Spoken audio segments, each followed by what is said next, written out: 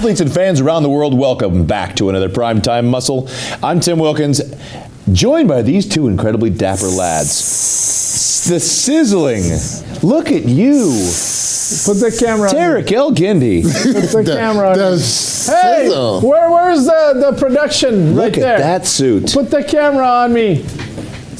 Look at that. Look at Look at that. What color is this? It's kind of a maroon red. It's like a burgundy. Yeah. Ooh, that boy is sweet. Yeah. Okay. Yeah. And as Chris fixes you, and he's back there. Yeah. Did you call and say, let's just wear offsetting? Oh yeah. Look at that. Look at that. Let me do my best impersonation. You feel me? You feel me? You feel me? You feel me? And then he goes like this. Show us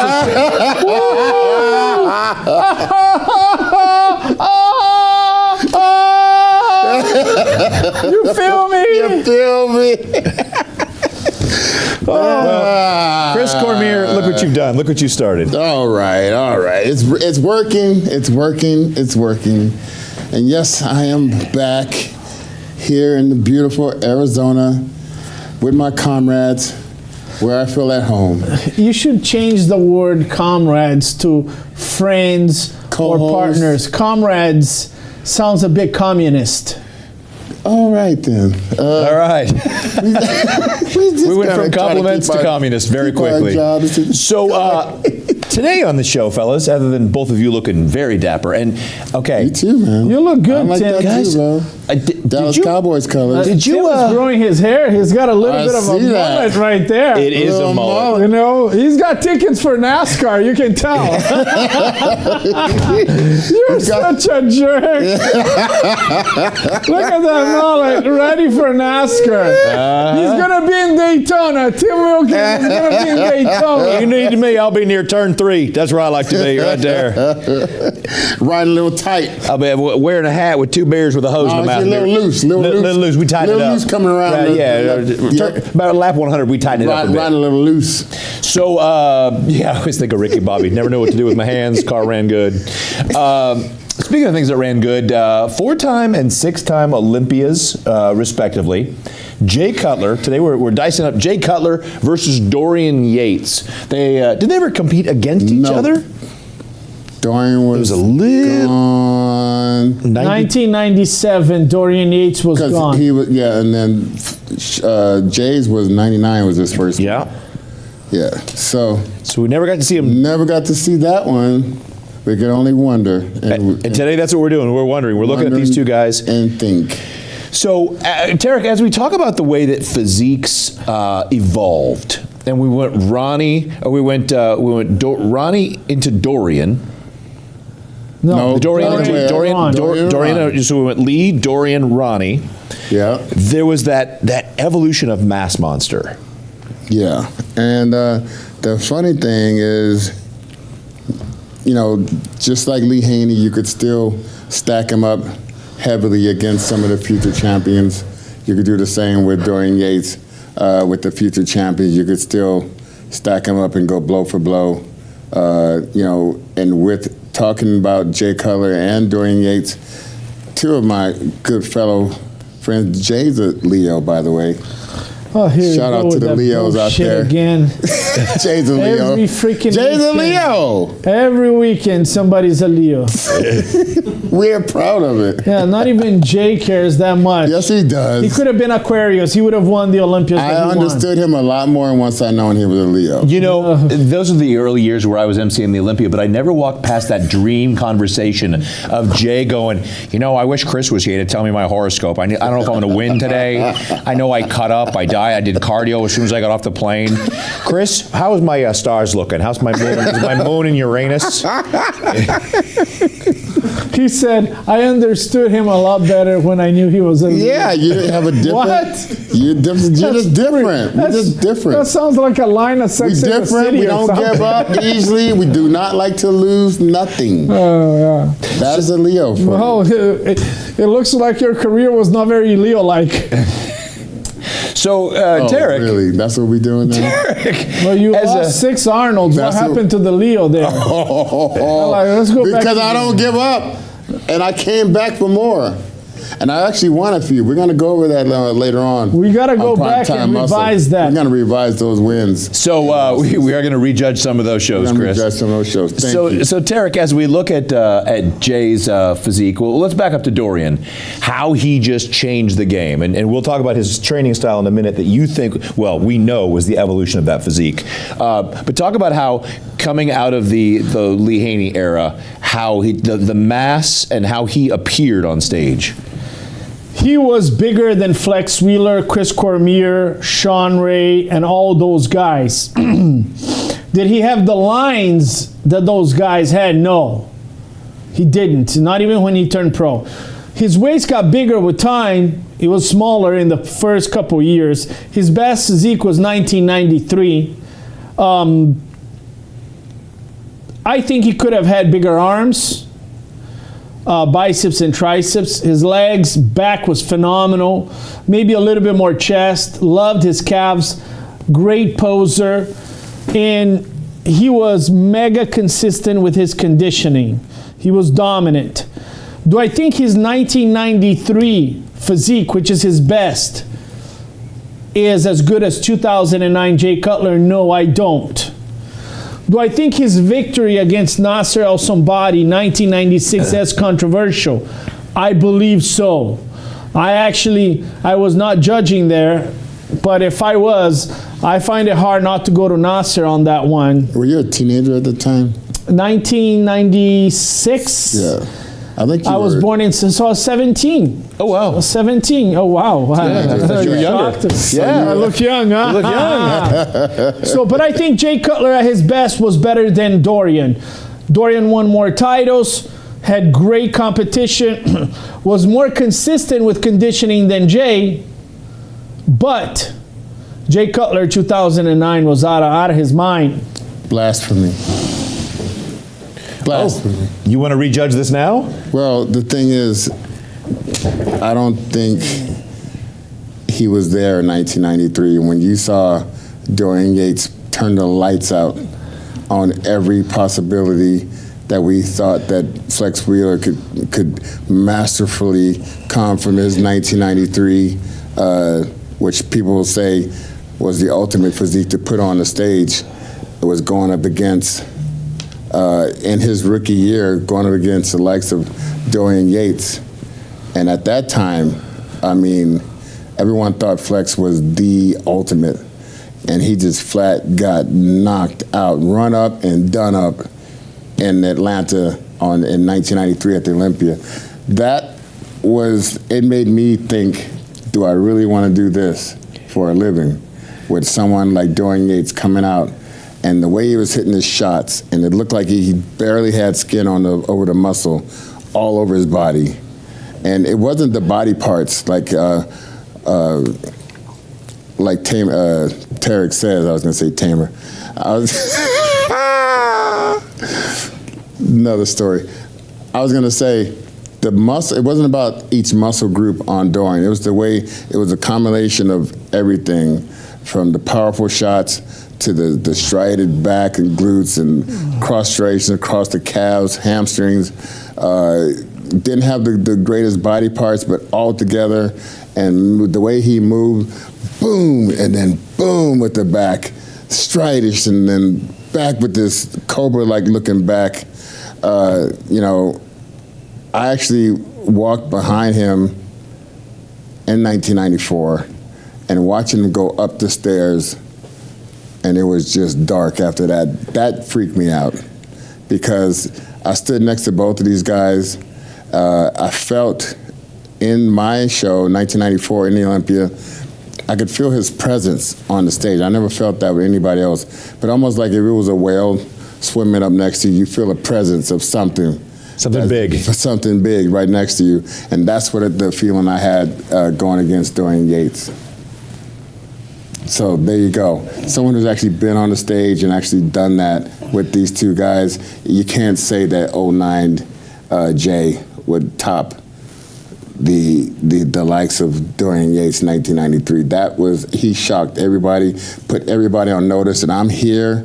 This is what I'm doing. I'm gonna go back. I'm not gonna talk to any of you fools in the locker room. He didn't speak to none of us. He liked me, and he didn't say nothing to me the whole time we competed against each other. Chris, he had no idea who you were in 1990. Oh, we met in 1990. Thank you. You didn't even compete. We met in 1990. Did you compete in 1994. I was there. You didn't even compete in 1993. I was there with Were you Flex. competing? The key question is, were you competing in 1993? I was in the audience. I was there, at least. Okay. You weren't even there. He said he didn't. You weren't even there. He didn't talk to me. He didn't even know who you were. Bullshit. He didn't even know who you were. That was his thing. He didn't 1993, you turned pro. He didn't talk to Come to me for the history of bodybuilding. He talked to me. 1993 was Dorian Yates' best physique. But that's when you turned pro. How can you turn pro and be backstage at the Olympia? You know the funny thing is? The funny thing is I just caught you. The funny thing is I just caught you. The funny thing is he actually wanted to meet me. Oh God. He actually. Oh God. Ask him. He sent this guy over and said, "Hey, Dorian Yates want to meet you." You're so stupid. You're so stupid. 1993. Yeah, 1990. Dorian Yates, greatest physique in the 90s during pre-judging and finals, said, "Let me meet the guy that just turned pro."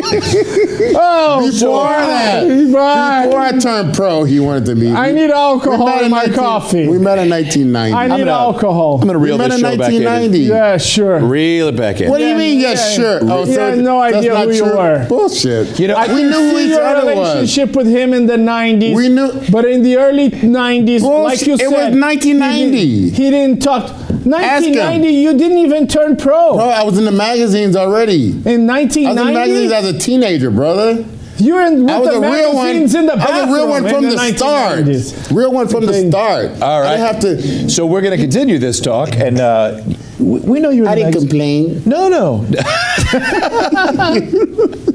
Are you odds or evens? Let me ask. So anyway, they were two great physiques, but they were vastly different in different eras, and not too far apart. It's not like it was 70s and 2000s, just a decade apart. Both Jay Cutler and Dorian brought very different things to the Olympia stage. But there's one other guy that was dominant on the Olympia stage, but not in the open. We're going to discuss how he would have possibly fared on Primetime Muscle when we come back.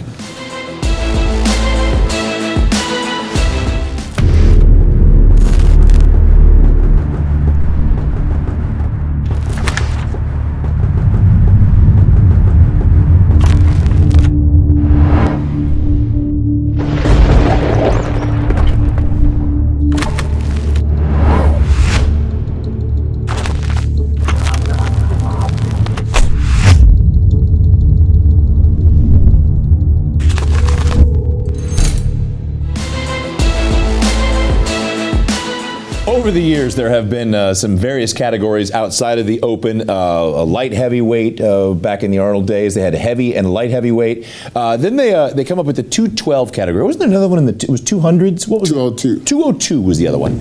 212 came along, and one 212 champion has been the most dominant. 7-time winner James Flex Lewis, one of my favorite champions, and.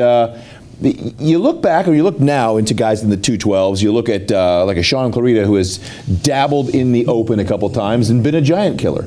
You look back throughout history and you think of some giant killers that have taken down some big champions. Mohammed bin Aziza at the Night of Champions took down Dorian Yates. That's probably one of the greatest acts by a giant killer. Danny Padilla. Danny Padilla was a great giant killer. The original giant killer. Sean Ray. Giant killer, giant killer, many times. He was a giant killer. He beat you. He beat Paul Dillette. He beat a lot of guys. He had the smallest feet on stage. Sean Ray? Yeah. It's a bizarre fun fact. So Flex Lewis comes along and was absolutely dominant. Looking back at him, so let's rattle off a couple of the guys that he had to battle with in the 212s. Okay. We had the Clarita. Not Clarita. No. What's the guy from New York? He won it a few times. Kevin English. Kevin English. Yes. The first champion was David Henry. David Henry.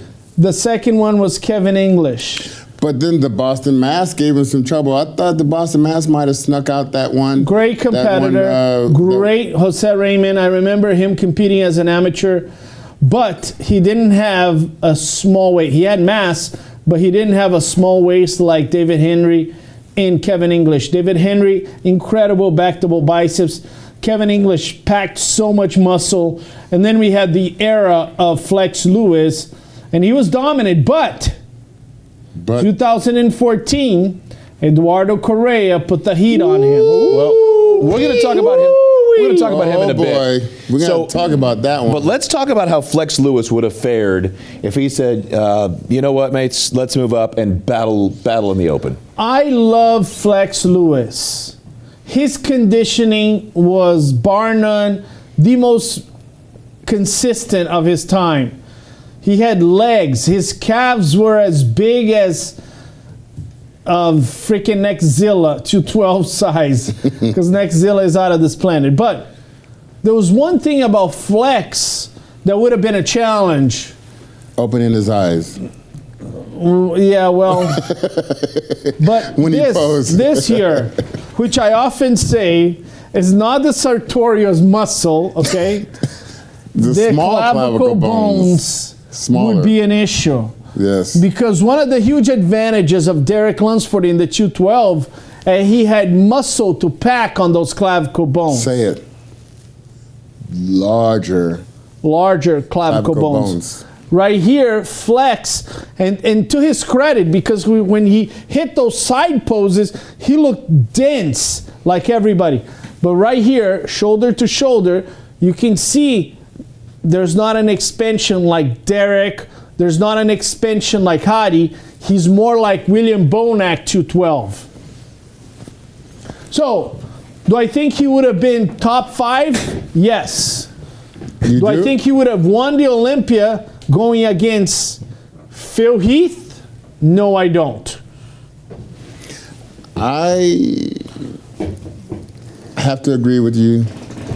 I think jumping to the open with his stature of physique, smaller clavicle bones, I think that would have been an issue from the back with the back width. And that was that, and some of the smaller guys, like Sean Ray even, when they found out that he had a weakness, and that was that the width of his back, he never recovered from that. So I think if he got exposed really good on stage with some of these bigger guys, it's only going to be downhill from there. Because the judges get hypnotized. When they see something, they can't ever get off of it. They're like, oh no, this is happening. That's his weakness. They're always going to exploit it. That's what I think.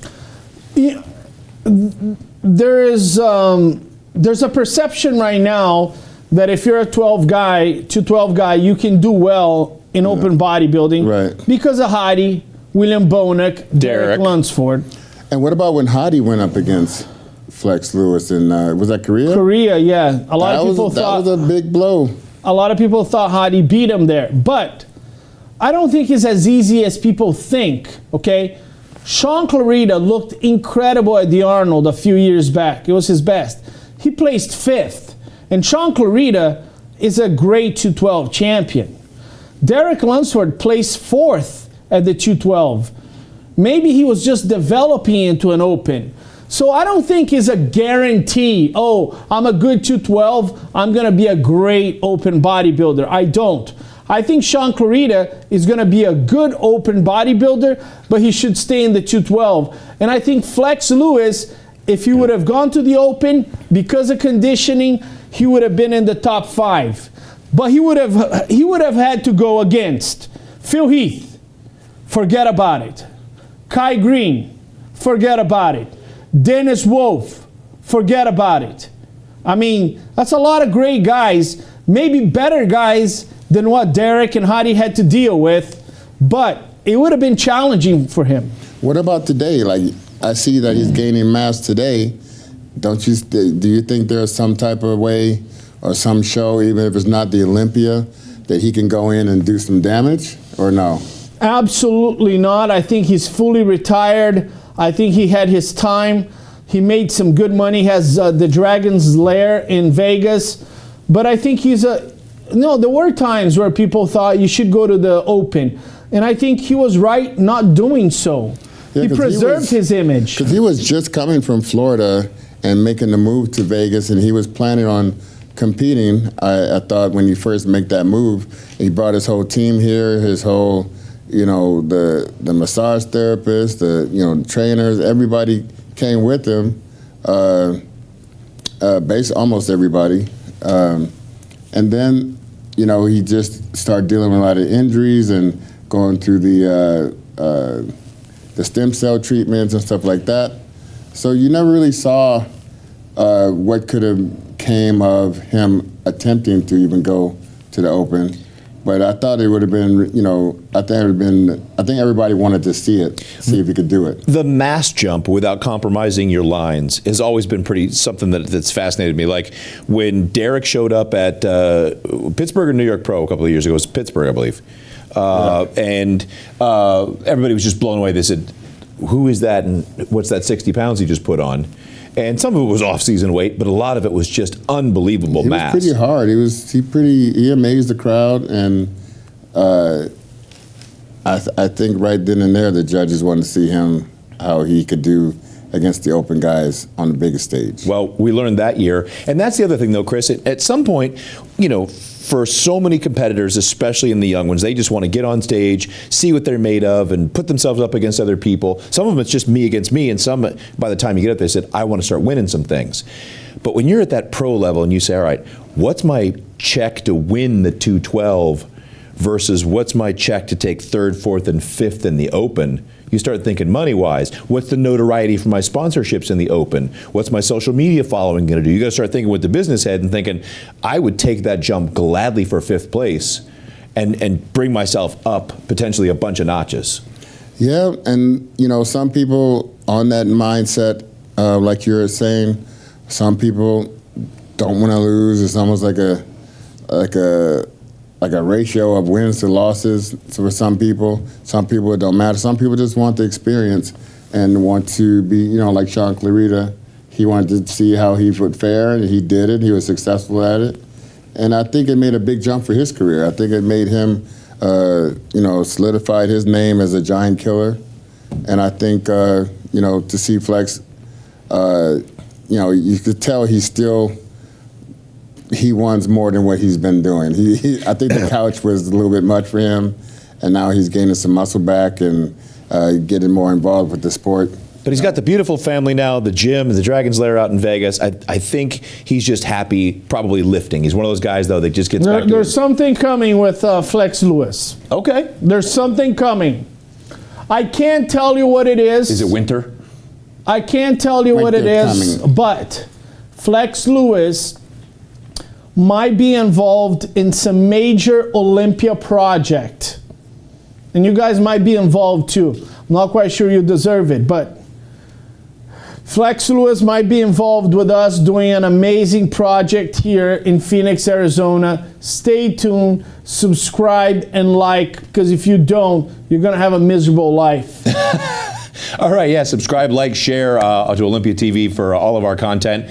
Well, speaking of that, our content is not over today. We've got one more segment. When we come back, we're going to talk about one of the pioneers of the sport on Primetime Muscle.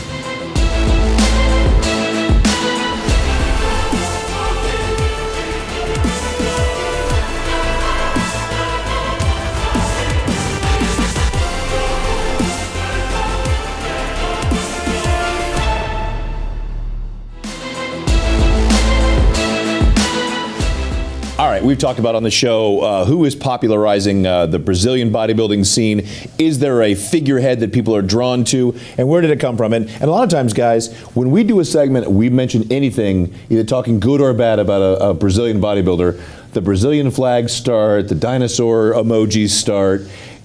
You've got Ramon Dino, Rafael Brandon, you've got Horse MD, of course, the women, you've got Natalia Coelho. You get all the wellness. Isa, let's see, Franciele Matos, help us out here with all the wellness. But all the wellness. All the wellness. But there's one true pioneer in the Brazilian bodybuilding scene. You said that is really the one that popularized it. It was a pronunciation, because I always thought it was something. I thought it was Elraldo. How you say it? It's quite simple if you took English in school. Eduardo Correa. I never would have. Eduardo Correa. Correa. Correa. Yeah, if you had I some thought it was coffee. Carrera. I thought it was Carrera. Okay, so this guy behind me here, man, they put my head right between his tits, man. He looks like a Brazilian Derek Lunsford. Yeah. He really does. Yeah. Yeah.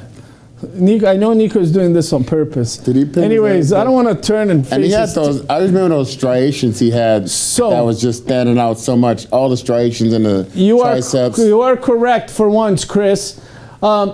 Eduardo Correa is the pioneer of Brazilian bodybuilding, okay? His nickname was like a machine. The reason he became popular was, it's a funny story. When he started bodybuilding, he registered for a show, and the show kept getting postponed, but he kept on a diet. He ended up doing a 27-week diet, and he got in the show, and he was the most conditioned guy, and he won. 'Cause he kept dieting. And he said, this is the secret. You just got to diet more. 2014 comes. It's him, Flex Lewis, and Boston Mass. the Boston Mass, and many people believed he won that show. He ends up in second after having an injury, and that's the beginning of Brazilian bodybuilding. Eduardo Correa, the historical 212, is the pioneer. He's the matrix. If you ask Rafael Brandão, you ask Ramon Dino, you ask Franciele Matos, who was the person that inspired you the most, was this 212 that brought Brazil to the map. I remember him in 2009 coming off the stage, and I was backstage, and it was my first time shaking hands with him. He became this superstar. He made a lot of money in Brazil, and now bodybuilding is huge in Brazil because of this guy, Eduardo Correa. So basically, the godfather of Brazilian bodybuilding. He is, and I want to give him credit because not only that, he placed second to Flex Lewis a couple times. He put the heat on Flex Lewis at a time where Brazilian bodybuilding was not popular, where the resources were not there, where the companies like Integral Medica and some of these other companies were not sponsoring the Olympia.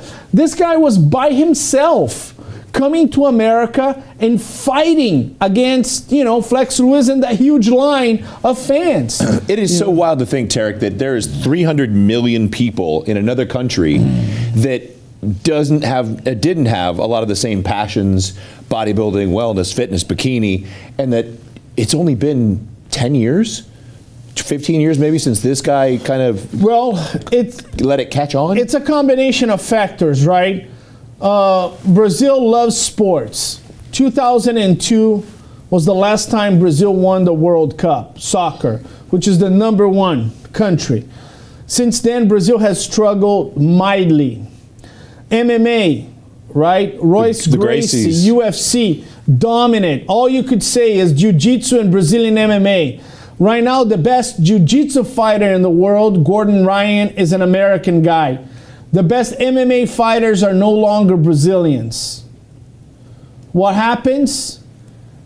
It coincides with the growth of bodybuilding, coincides with the rise of this guy, Eduardo Correa, in the 2009, 2010. The young Brazilian population said, we suck in soccer, we no longer have the Gracies, our Brazilian Jiu-Jitsu is not winning, but here's bodybuilding that's carrying our flag. You go to Brazil right now, and you go to a party, and you say, who likes soccer, who likes bodybuilding, and who likes jiu-jitsu? It's going to be equal number of hands being raised. Wow. This guy started, but now you got Ramon, you got Rafael, Franciele, and all that. They have brought Brazil back to the pride that they felt once they had soccer and MMA. It was the mixing of educating, the mixing of people leaving Brazil, coming to America, Americans coming there, Europeans going to Brazil. The knowledge is getting up there, which is going to make everybody better. But I think that's the same type of example Tarek was making when it comes to the from jiu-jitsu, it was just all Gracie. all Gracie, all the time, all Brazilian. Everyone in Brazil could put you in the armbar, and that's the same type of thing for the Americans. They coming from American football, to want an outlet, and most people trained for sports first, and then that generated and them going into bodybuilding because they were already lifting for a sport, and it just came hand in hand. But the Brazilians, with the passion that they have with the other sports and the passion they have in everything they do, you could see it. Even if they're making a post, they're all, you see like this many words, and so, they just all into whatever they do. And then put that together with bodybuilding, and they're getting more and more educated, more and more information. I think it's only a matter of time they're going to pretty much dominate with all the different places, people they have that's going for bodybuilding now. Well, if you would quit exporting your best people, like Ronaldo and Rivaldo, and they all go away, and the Gracies come to America and bring it over here, and we steal all the good stuff and train ourselves. But let's talk about the people that, like you said, were inspired by Eduardo. Let's talk about a guy now that's probably the biggest figurehead now, Rafael Brandon, who just won the Arnold South America. I thought he was pretty dominant. I thought he looked amazing. Neil Hill's been working with him, and he's just come so far. We talked about him about a year and a half ago on the show and said his lines are so beautiful, if he put on more size, he's going to be a force to be reckoned with at the Olympia. Do you think he put on that size? He did, because he beat Tonio Burton, because he outmassed Tonio Burton. Right? Yeah, absolutely. Tonio Burton has beautiful lines. Tonio Burton was conditioned, more conditioned than Rafael, but he was outmassed by Rafael. I mean, don't forget, just a few months back, we were talking about the results of the Arnold Classic. We had Hadi Choopan winning that show, Samson Dauda in second. Who was third place? Rafael Brandon. Now, going back to Eduardo Correa, he has mentored. They're the same supplement company. Ramon, Max. Yeah, Eduardo Correa and Rafael. He has mentored these guys. He has told them, you're not lean enough. He has told them, you don't know how to pose. He's told them, you're going to lose this show. You're not taking it seriously. I've seen it with my own eyes. The success of these guys came because this guy took down a lot of walls. That's very important. Well, and now what's next? Action movies? For Eduardo Correa? Yeah. He loves mentoring competitors. He's now a father. He promotes shows, and he does a great job, but he has great deal of love. One time I asked him on a live, and I said, does the success of Brandon and the success of Ramon take away from, your popularity as the pioneer? And he was very, very honest. He goes, their success has a little bit of me in there, and I love it. He goes, nobody can take that away from me. When Ramon wins the Arnold, when he gets second at the Olympia, when Brandon gets top 10 at the Olympia, I've been on that stage. I've helped them. I get happy for them. I want them to win. Well, this year at the Olympia, you're going to have high-ranking Brazilians in the Open, Classic Physique, maybe 212, definitely men's physique, wellness, bikini, women's physique, and that's pretty dominant. Well, watch the Tim Wilkins experience. You're going to see Vitor Chavez and Tim Wilkins, great tips. You're going to see Tim Wilkins and Diogo Montenegro, incredible tips. You see Linda Murray experience. She's working out with Franciele Matos. We have Primetime Muscle Brazil. We're bringing the best of Brazil here so you guys can see why this country is rising. As always, it goes by so fast. Chris? Man, you're having fun. Yeah, having fun. We'll see you next week on the show. Yeah, I'll be here next week, and I want to congratulate Tarek for helping the Brazilians come to America in a way. You're like coming to America for the Brazilians. I'll tell you a funny story. Do we have time, Nico? 2017 at the Nationals. What was that face for? I'm paranoid now that they did the thing behind my back. 2017 at the Nationals, I'm in my room taking a nap. I got a judge at night, and I wake up to go to the bathroom, and I see a phone call from President Jim Mannion. I call him right back, and I say, Jim, what do you need? He goes, come downstairs. I need to talk to you. And I met a gentleman from Brazil, and he said, Tarek, talk to your brother. I need you guys to put on a show in Brazil in April. We had a show scheduled in August. April was right on the spot right there. It was close. Nationals was in November and April. And we went to Brazil and we put on the show. We had enemies there, man. We had people that didn't want us to be there. The Arnold Classic was with another federation at that point. We put on the show 1 week after the Arnold. And I remember signing the contract with Expo Center North. I remember signing the contract of sponsorship with New Milan and Integra America 2017. And now I see all these guys on stage. I see all the Brazilian fans engaged in what we do at the Olympia.